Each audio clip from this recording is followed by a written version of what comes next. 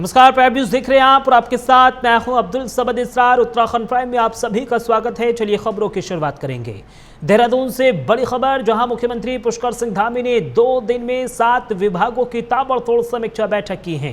CM Dhami ने लोक निर्माण, परिवहन, उद्योग, नागरिक उड्डयन, सूचना प्रौद्योगिकी, शहरी और ग्रामीण विकास जैसे महत्वपूर्ण विभागों की प्रगति का जायजा लिया। उन्होंने कहा कि अब सिर्फ फाइलें खंगालने का नहीं बल्कि जमीन पर ठोस नतीजे देने का समय आ गया है। मुख्यमंत्री ने गेम चेंजर योजनाओं के माध्यम से बेहतर शासन और प्रधानमंत्री नरेंद्र मोदी के विजन को मूर्त रूप देने का संदेश दिया है। इस समीक्षा से स्पष्ट होता है कि सरकार गुड गवर्नेंस के साथ ही जनता तक वास्तविक बदलाव पहुंचाने के लिए प्रतिबद्ध है। सीएम धामी की ये सक्रियता आगामी विकास कार्यों में तेजी लाने की दिशा में एक महत्वपूर्ण कदम भी माना जा रहा है।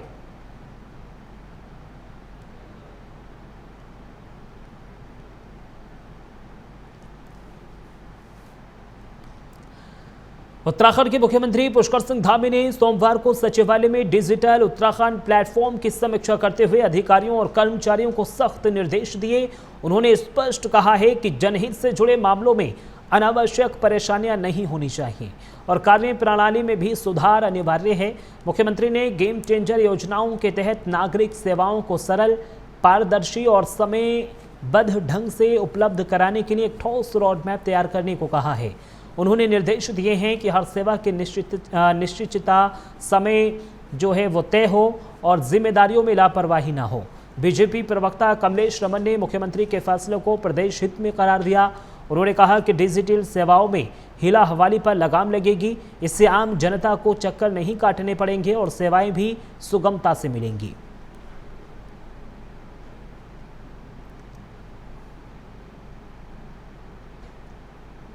बिल्कुल देखिए, जो ऑनलाइन आवेदन करते हैं मुझे लगता है उनको कोई परेशानी नहीं होनी चाहिए। हमारे बुजुर्ग भी हैं, हमारी महिलाएँ भी हैं, किसी भी व्यक्ति को कहीं दिक्कत ना हो, इसलिए माननीय मुख्यमंत्री जी समय-समय पर इन विभागों की मॉनिटरिंग करने का काम करते हैं, क्योंकि सबसे ज़्यादा जो हमारा काम है वो तहसील का काम है, जहाँ बच्चों के प्रमाण पत्र बनने होते हैं, कहीं न कहीं वहाँ ज़्यादा दिक्कत आती है। उसी को लेकर के माननीय मुख्यमंत्री जी ने सभी अधिकारियों को, चाहे तहसीलदार हो, पटवारी हो, अमीन हो, इन सबको दिशा निर्देश दिए हैं कि किसी को कोई परेशानी ना हो। जब डिजिटल किसी ने आवेदन किया है तो उसमें उसी में उसका समाधान भी होना चाहिए, लेकिन कहीं न कहीं अधिकारियों की लापरवाही के कारण जब उनके आवेदन रिजेक्ट होते हैं तो कहीं न कहीं समय लग जाता है और उसमें बच्चे को जो है नुकसान उठाना पड़ता है। तो इसलिए माननीय मुख्यमंत्री जी ने सभी को निर्देश दिए हैं कि किसी को कोई दिक्कत ना हो। अगर कोई कोताही बरती गई और आपने समय पर प्रमाण पत्र उन लोगों तक नहीं पहुँचाए जिनके आवेदन है, तो उनके खिलाफ कार्रवाई भी होगी। ऐसा निर्देश माननीय मुख्यमंत्री जी ने दिया है। प्रदेश में पंचायत चुनाव को लेकर बीजेपी ने पूरी ताकत झोंक दी है। पहले चरण के प्रचार में पार्टी के अधिकृत प्रत्याशियों ने कोई कसर नहीं छोड़ी और कार्यकर्ताओं ने भी उन्हें भरपूर सहयोग दिया। बीजेपी को पूरा भरोसा है कि 24 जुलाई को पहले चरण के मतदान से ही ये स्पष्ट हो जाएगा कि जनता एक बार फिर बीजेपी के पक्ष में खड़ी है।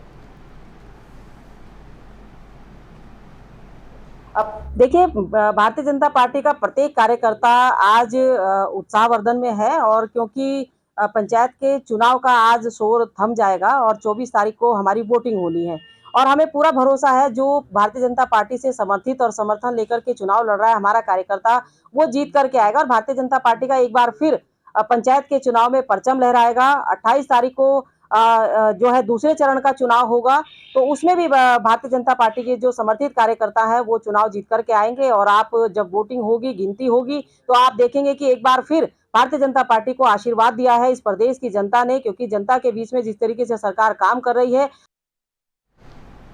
पार्लियामेंट में मानसून सत्र शुरू होने से पहले सपा सांसदों द्वारा मस्जिद में बैठक करने को लेकर बीजेपी के वरिष्ठ नेता और उत्तराखंड वक्फ बोर्ड के अध्यक्ष शादाब शम्स ने कड़ी प्रतिक्रिया दी है। उन्होंने कहा है कि विपक्षी दलों की राजनीति का स्तर गिरता जा रहा है, जिसकी वजह से वो मस्जिद जैसे धार्मिक स्थानों को राजनीतिक इस्तेमाल कर रहे हैं।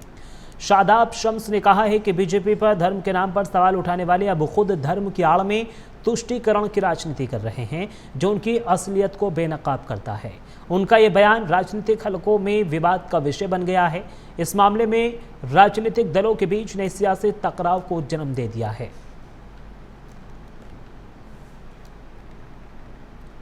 मुझे लगता है कि तुष्टीकरण की राजनीति इतनी निचले स्तर पर पहुंच जाएगी, हमने सोचा नहीं था। जहां एक तरफ पार्लियामेंट का सेशन प्रारंभ हो रहा है, वहीं अखिलेश यादव अपने सांसदों के साथ मस्जिद जो पार्लियामेंट के अंदर है उसके अंदर बैठकर अपनी पॉलिटिकल मीटिंग कर रहे हैं। अब क्या अखिलेश यादव पार्लियामेंट की मस्जिद को अपनी पार्टी का हेडक्वार्टर समझ रहे हैं या उन्होंने अपना हेडक्वार्टर बना लिया है? उबैदुल्ला नदवी, धर्मेंद्र यादव, अखिलेश यादव जी, बर्क साहब, तमाम सांसद जिस तरह से फोटो सामने आए हैं और उसमें उनके नेता झूठ ट्वीट कर रहे हैं और ये कह रहे हैं कि हम उबैदुल्ला नदवी के घर पर बैठे थे। मस्जिद का फोटो डालते हो, मिंबर से राजनीति करते हो, मिंबरों पर बैठकर बेवकूफ बनाते हो मुसलमानों को और यहां से पॉलिटिकल मैसेज देने की कोशिश करते हो और दूसरे लोगों के ऊपर आरोप लगाते हो। ये असली चेहरा अखिलेश यादव का है। अखिलेश यादव बताएं कि क्या उन्होंने पार्टी हेडक्वार्टर का, समाजवादी पार्टी के हेडक्वार्टर का एड्रेस चेंज कर लिया है?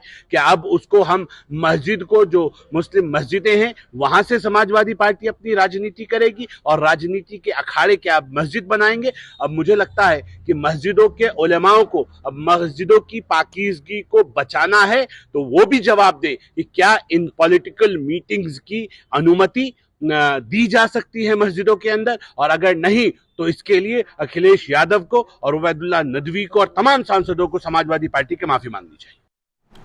चमोली जनपद में त्रिस्तरीय पंचायत चुनाव के प्रथम चरण के तहत 24 जुलाई को मतदान होगा। इस चरण में कुल 258 मतदान केंद्रों पर वोट डाले जाएंगे।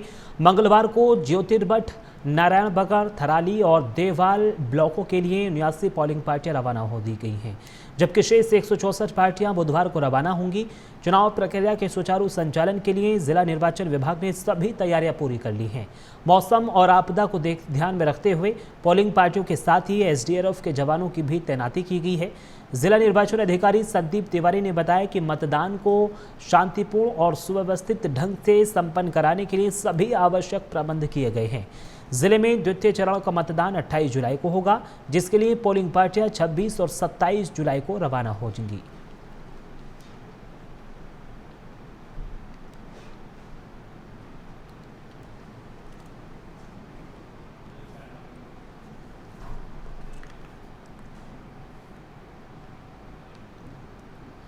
बरेराई जिला पंचायत सदस्य सीट पर चुनाव प्रचार के अंतिम दिन भी गर्मजोशी बनी हुई है। उमस भरी गर्मी और बदलते मौसम के बीच सभी प्रत्याशियों ने अपनी ताकत का प्रदर्शन किया। इस बीच बीजेपी की बागी उम्मीदवार रेखा देवी, जो कैलाश शर्मा की पत्नी हैं, उन्होंने पार्टी और क्षेत्रीय विधायक पर गंभीर आरोप लगाए। रेखा देवी के पति कैलाश शर्मा ने कहा है कि बीजेपी हिंदू हित की बात करती है, लेकिन असल में बंगाली समुदाय को भड़काकर मुस्लिम समाज के लिए गलत राजनीति करती है। उन्होंने कहा कि जनता इस सच्चाई को अच्छी तरह जानती है और उसी के आधार पर मतदान करेगी।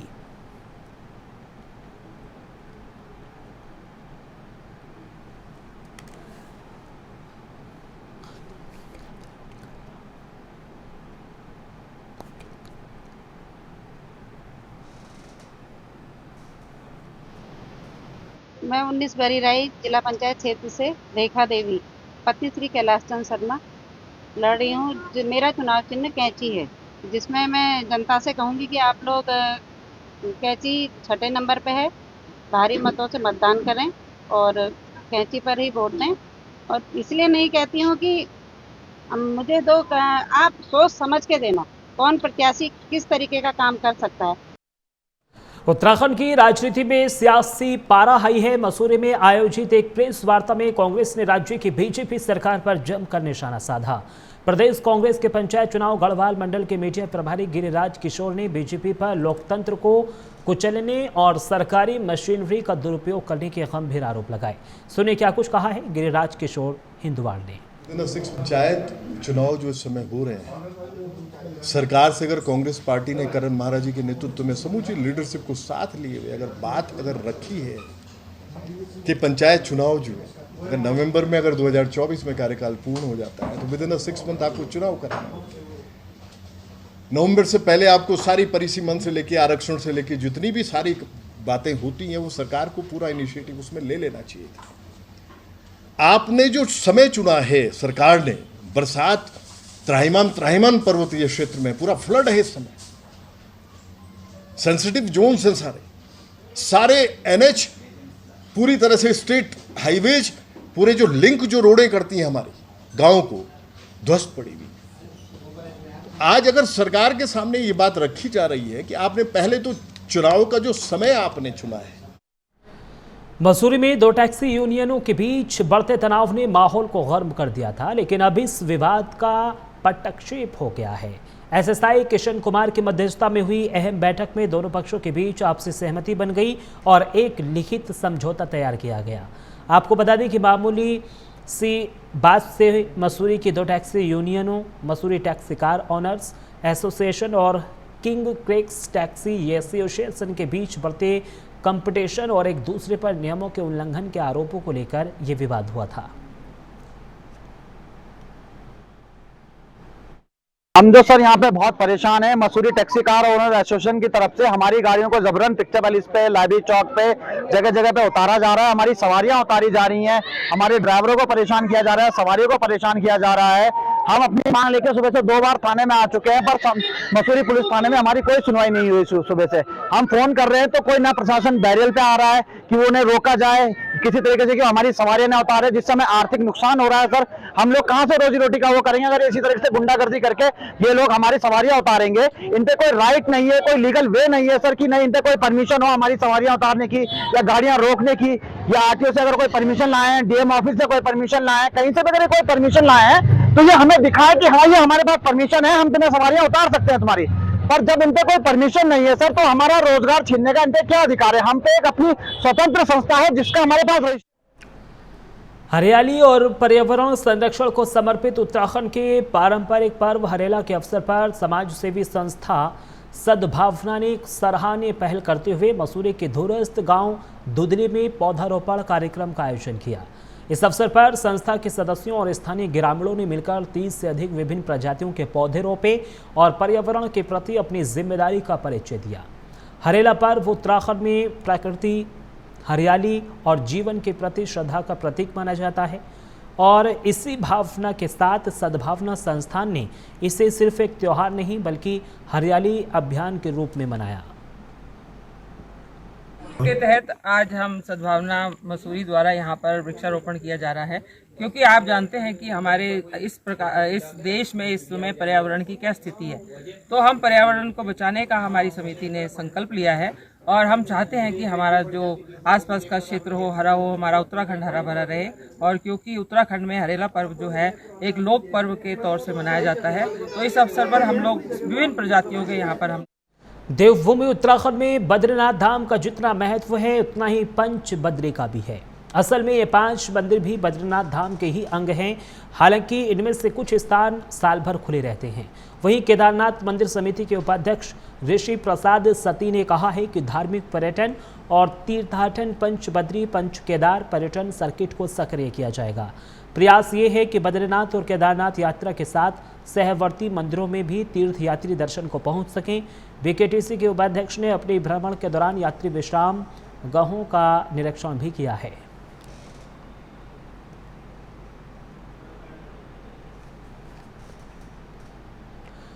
उत्तराखंड के डोईवाला में घूम रहे गुलदार से ग्रामीणों में दहशत का माहौल है। गुलदार की दहशत से निजात दिलाने के लिए डोईवाला रेंजर को ज्ञापन सौंपा गया।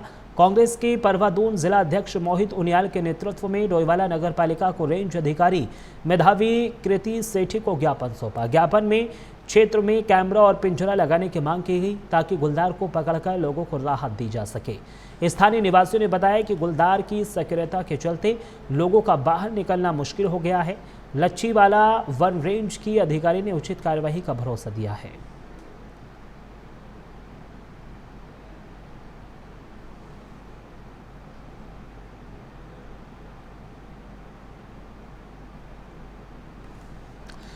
चलिए खबरों में आगे बढ़ेंगे। धर्मनगरी हरिद्वार उत्तराखंड का केंद्र बिंदु है, जहां पर देश विदेश से करोड़ों की संख्या में श्रद्धालु और पर्यटक पहुंचते हैं। जिसको देखते हुए राज्य सरकार ने हरिद्वार में अंतर्राष्ट्रीय हवाई अड्डा बनाने की बात कही थी, जिसकी कवायद निरंतर चल रही है। वहीं इस विषय पर पर्यटन मंत्री सतपाल महाराज का कहना है कि हरिद्वार में लाखों करोड़ों रुपए की संख्या में श्रद्धालु अपने पितरों के पिंडदान के लिए पहुंचते हैं। ऐसे में एयरपोर्ट बनने से लोगों को काफ़ी सुविधा होगी। सुनिए क्या कुछ कहा है मंत्री सतपाल महाराज ने।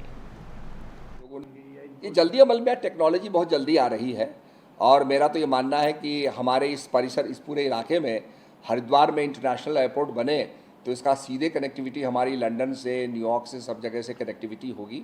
और विशेषकर जो हमारे भारतीय लोग अपने माता पिता को श्रद्धांजलि देना चाहते हैं, वो आप उनके फूल लेकर के, उनकी भस्मी को लेकर के गंगा में प्रवाहित करेंगे। तो हरिद्वार एक ऐसा स्थान है जहाँ से हमारी चारधाम यात्रा चलती है, जहाँ से हमारे गंगा आरती होती है।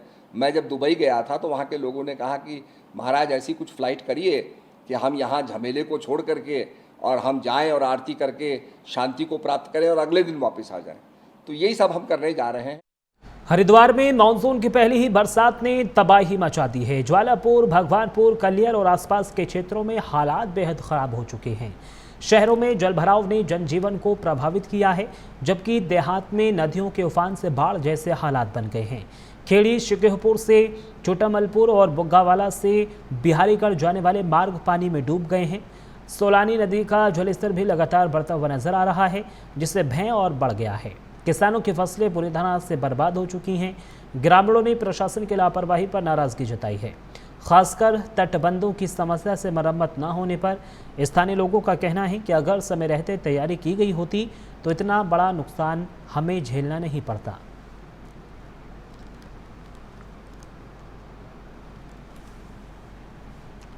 उत्तराखंड के पर्वतीय क्षेत्रों में लगातार हो रही बारिश ने जनजीवन अस्त व्यस्त है। कई जगह मलबा आने से सड़क बंद हो गई हैं।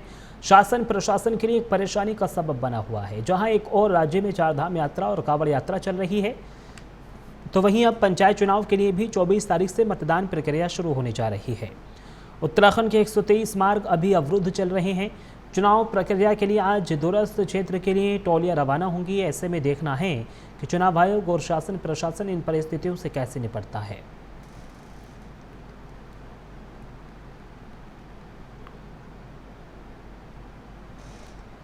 अब हम बात करते हैं मसूरी में मनाए गए हरेला पर्व की, जो इस बार प्रकृति प्रेम और पर्यावरण संरक्षण के संदेश के साथ कुछ खास अंदाज में मनाया गया। इस कार्यक्रम में 500 से अधिक विभिन्न प्रजातियों के पौधे स्थानीय लोगों में वितरित किए गए, ताकि हर परिवार में पौधों का भावनात्मक जुड़ाव हो और वो पर्यावरण की देखभाल करें। पालिका अध्यक्ष मीरा सकलानी ने भी लोगों से पौधों को परिवार का हिस्सा मानकर संरक्षण देने की अपील की है। समाज सेवी शुभ विश्नोई ने कहा है कि हर व्यक्ति को अपने घर के आंगन में अपने परिवार के सदस्य के नाम पर पौधा लगाना चाहिए, जिससे लोग उसकी देखभाल की जिम्मेदारी करें। देखभाल के साथ ही साथ बीजेपी मंडल अध्यक्ष रजत अग्रवाल ने बताया कि ये पर्व पूरे प्रदेश में उत्साह के साथ मनाया जा रहा है और मसूरी में भी लोगों में पौधे लगाने का उत्साह बढ़ रहा है। ट्रेडर्स एसोसिएशन के महामंत्री जगजीत कुकरेजा ने पर्यावरण संरक्षण के लिए एकजुट होने का संदेश दिया।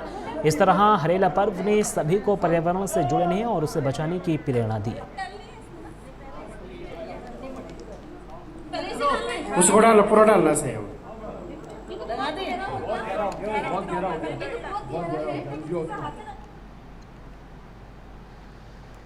चलिए खबरों में आगे बढ़ेंगे और अब बात करेंगे लगातार जिस तरीके से रुड़की से खबर है, जहां अब हम आप बात करते हैं कांवड़ यात्रा के अंतिम दिन की, जहां हरिद्वार से दिल्ली मार्ग पर छोटे बड़े वाहनों की भीड़ देखने को मिल रही है। डीजे की तेज आवाज से पूरा वातावरण गूंज रहा है और पुलिस प्रशासन भी पूरी सतर्कता के साथ हर कोने पर निगरानी कर रहा है। रुड़की से मंगलोर तक हाईवे पर शिव भक्तों का समा लगा हुआ है। गाजियाबाद से आए एक शिव भक्त ने बताया कि वह हरिद्वार से गाजियाबाद तक कांवड़ लेकर निकले हैं और आज रात 12 बजे तक गाजियाबाद के शिव मंदिर पहुंचकर जलाभिषेक करेंगे। इस उत्सव में भक्तों की श्रद्धा और उमंग साफ नजर आ रहा है और ये यात्रा भगवान शिव के प्रति उनकी गहरी आस्था का भी प्रतीक बन गई है। ऐसे पावन अवसर पर पुलिस प्रशासन की सुरक्षा व्यवस्था भी सुनिश्चित कर रही है कि हर भक्त सुरक्षित और शांतिपूर्ण तरीके से अपनी यात्रा पूरी कर सके। इस बार की जो व्यवस्था है बहुत बढ़िया है और हमारा 30 डाक कांवड़ है यहाँ पे। हम दिल्ली रानीबाग से आए यहाँ पे और करीब 25-30 बोले हैं यहाँ पे। सब बहुत बढ़िया चल रहा है। तक कांवड़ वहाँ से निकल चुकी है हमारी और कुछ देर में यहाँ पे आधे कांवड़ लेकर आने वाले, बाकी हम यहाँ से निकलेंगे। चले थे परसों चले थे अपने टेम्पो में, गाड़ी में सारा सामान लेके यहाँ पे अपने राष्ट्रीय कल जाके यहाँ पे होटल पे लिया हमने राष्ट्रीय, और जो कि आज हम आ चुके हैं सुबह 6 बजे से वहाँ पे। और यहाँ पे जितने भी पब्लिक है जो हमारे साथ है वो यहाँ से बहुत बढ़िया, यहाँ तो बहुत बढ़िया था, बाकी आगे भी बहुत बढ़िया होगा।